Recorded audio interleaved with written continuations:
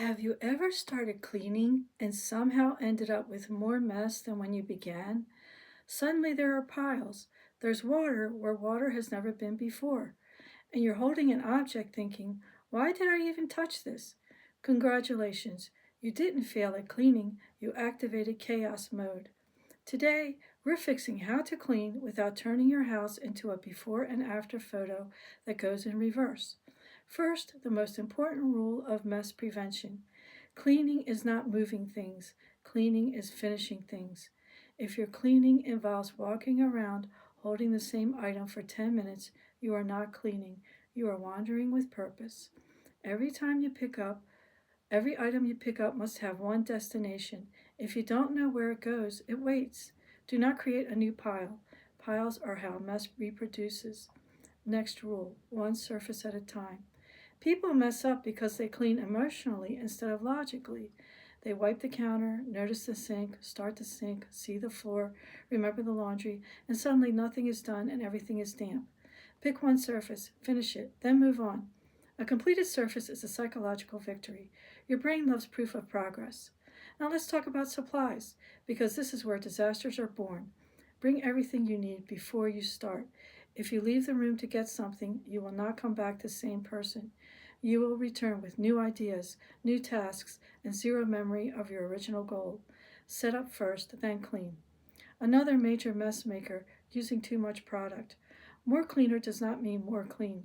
It means more residue, more streaks, and more wiping until your soul leaves your body. Use less than you think. You can always add more. You cannot subtract oops. Let's address the biggest mess magnet of all, the halfway clean room. This happens when you empty drawers, dump baskets, or pull everything out thinking, I'll organize as I go. No, that's a trap. If you remove everything from a space, you must be able to finish it in one session. Otherwise, you've just upgraded your mess to deluxe. Clean with the room, not against it. Here's a professional level rule that changes everything. Trash first, always. Trash makes mess look bigger than it is. Removing it immediately reduces visual chaos and keeps you from moving garbage around like it's important. If it's trash, it leaves the room immediately. Trash does not get a second opinion. Now let's talk about water, the sneakiest mess maker. Water spreads, water drips, water waits until you turn your back. Use it intentionally. Wipe, don't soak, dry as you go. A wet surface attracts dust, crumbs, and regret. Another reason cleaning backfires. You clean too many rooms at once.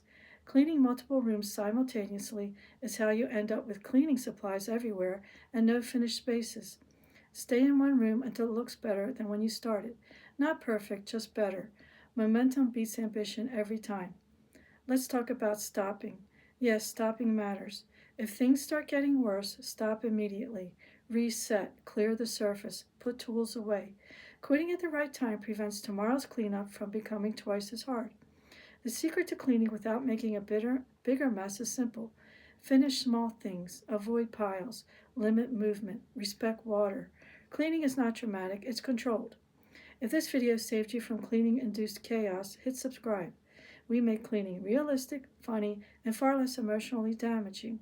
Subscribe for more ways to clean smarter, not harder, and keep your house from fighting back.